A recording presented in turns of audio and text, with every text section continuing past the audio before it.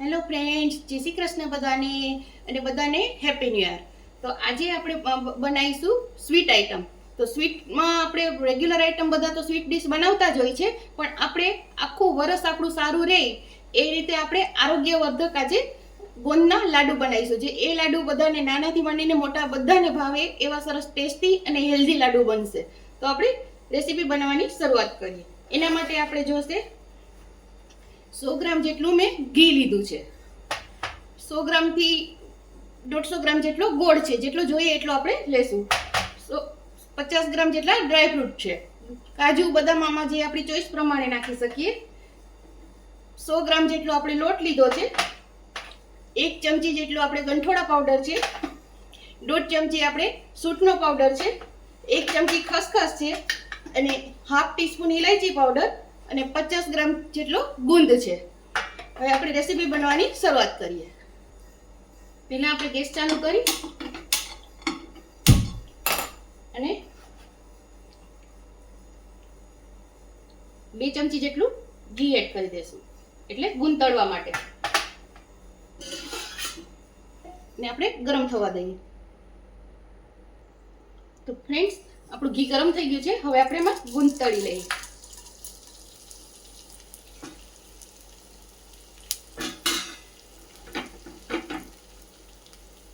Slow flame પર આપણે તળવાનો છે.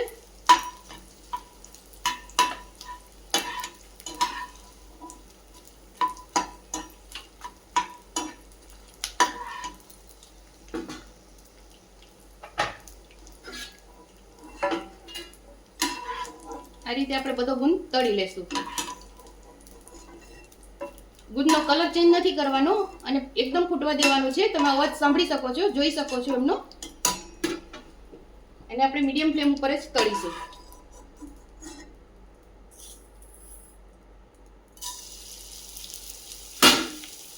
આ રીતે આપણે બધો ગુંદ તળી લઈએ. ફ્રેન્ડ્સ, હવે એમાં આપણે કાજુ બદામ તળી લેશું. આમાં કિસમિસ પણ નાખવી હોય તો નાખી શકાય.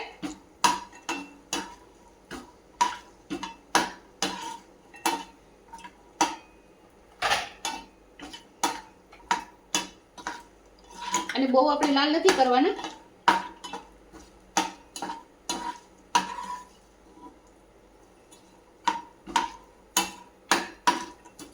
આ રીતે આપણે બધા તળી લેશું. સોરી ફ્રેન્ડ્સ, હું તમને આ બતાવતા ભૂલી ગઈ હતી. કોપરાનું છીણ પણ આપણે કરવાનું છે. એ બી આપણે એમાં ઘીમાં તળી લેશું.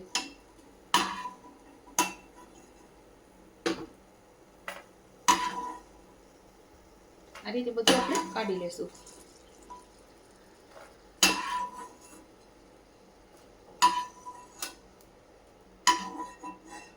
કોઈના કલર પણ ચેન્જ થઈ ગયા છે. હવે એમાં ખમણ આપણે ગેસ બંધ કરી દેશું. અને બહુ તળાવવા નથી દેવાનું.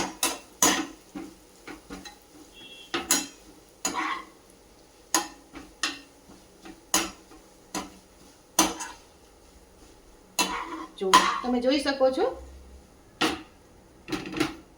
આનું મોઇસ્ચર ઓલું થાય એટલું જ આપણે ઓલું કરવાનું છે, શેકવાનું છે. ફ્રેન્ડ્સ, હવે આપણે એમાં ખસખસ શેકી લેવાનું છે.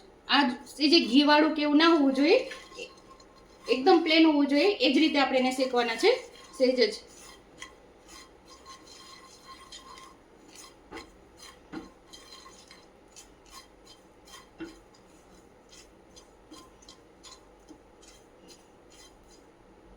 આપણે ગેસ બંધ કરી દઈશું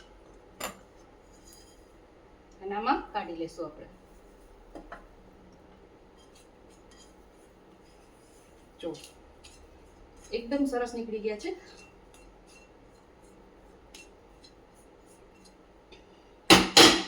હવે આપણે જે આ કાજુ બદામ લીધા છે એને આપણે ગ્રાઇન્ડ કરવાના છે મિક્સરમાં, પલ્સ મોડ ઉપર. એટલે અધકચરા રહેશે. કોઈ ભૂકો થઈ જશે ને કોઈ ઓલા થઈ જશે. એટલે આપણે એને પલ્સ મોડ ઉપર જ આપણે ગ્રાઇન્ડ કરીશું. તો એ હું કરી લઉં છું. હવે ફ્રેન્ડ્સ, આપણે ગેસ ચાલુ કરીશું. મીડિયમ આંચ પર 2 ટેબલસ્પૂન જેટલું ઘી નાખીશું.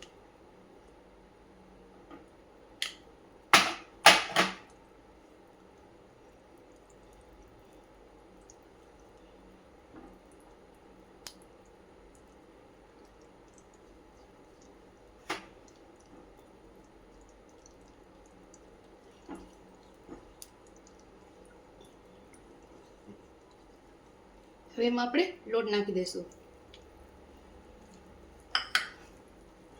અને સ્લો ફ્લેમ પર આપણે શેકવાનો છે.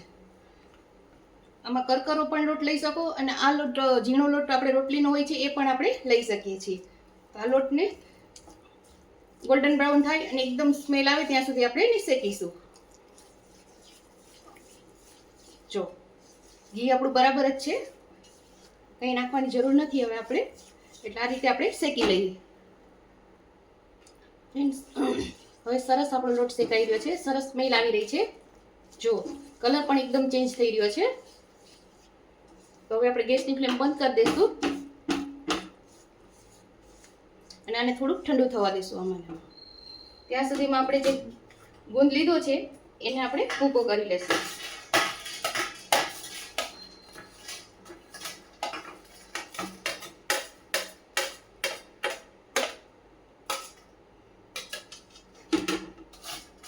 હાથેથી પણ થઈ જશે, પણ આ રીતે આપણે ભૂકો કરી દઈશું.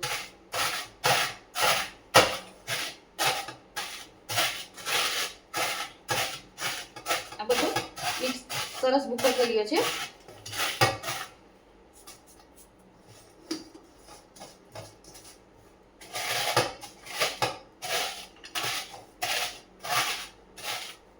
આ રીતે આપણે બધું મિક્સ કરી લેશું.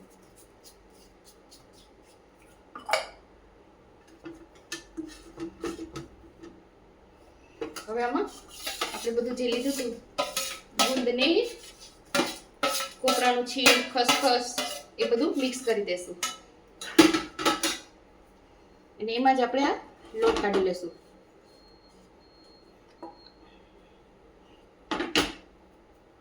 અને આ ડ્રાય ફ્રૂટ પાવડર છે એ પહેલા હું કાઢી લઉં છું. તો ફ્રેન્ડ્સ આપણે ગેસ ચાલુ કરી અને 1.5 ટેબલસ્પૂન જેટલું ઘી લેશું. એટલે 100 ગ્રામ જેટલું ઘી આપણે જોઈએ જ છે આ લડ્ડુમાં.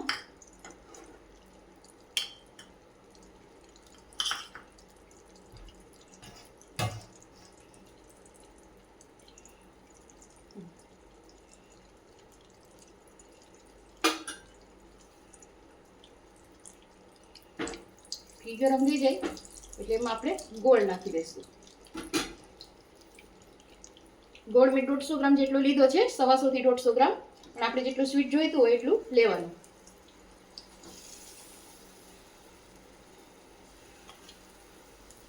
આટલું આપણે રવા દઈએ જોઈએ અને આને પાઈ થવા દેવાની છે સ્લો ગેસ ઉપર જ.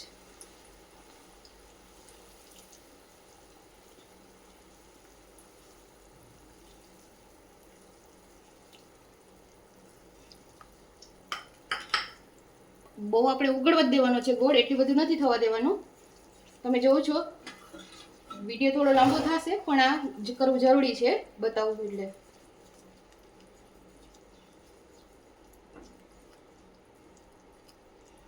ગોળ મારી પાસે દેશી છે એટલે તરત જ પેલું પાઈ જેવું થઈ જાય છે.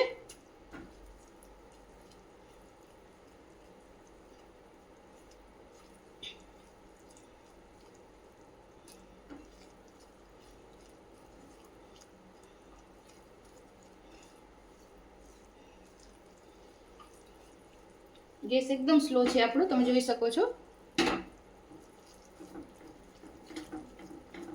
અને ગોળ આપણો એકદમ સરસ મેલ્ટ થઈ ગયો છે.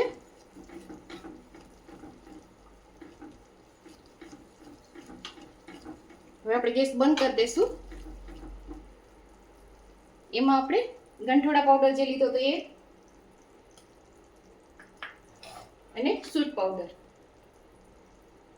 આમાં તીખાશ જેટલી જોઈતી હોય એટલું, અને ડ્રાય ફ્રૂટ પાવડર મેં તમને બતાવ્યો હતો એ પ્રમાણે, અને ઇલાયચી પાવડર. હવે આને આપણે મિક્સ કરી લેશું પહેલા.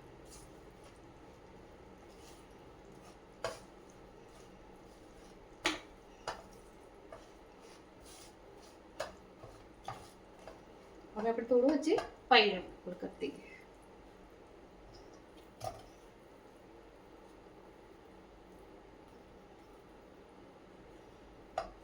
જોઈ લઈએ આપણે, વધારે નથી.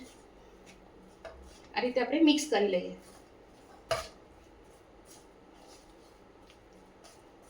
અને આને ઠંડુ થવા દેશું આપણે.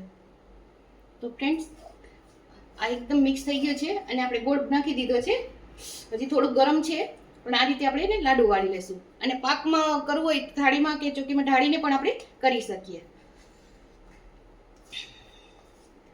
થોડુંક હું ઠંડુ થવા દઉં છું.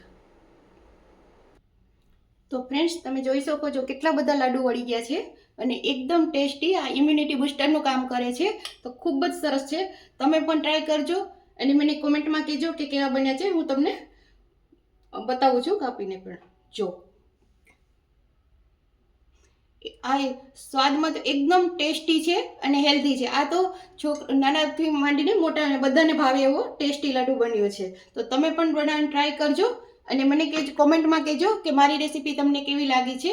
જો મારી રેસીપી પસંદ આવતી હોય તો મારી ચેનલને લાઈક કરો, શેર કરો, સબસ્ક્રાઈબ કરો અને મારો વિડીયો વધુને વધુ શેર કરો. બધાને જય શ્રી કૃષ્ણ.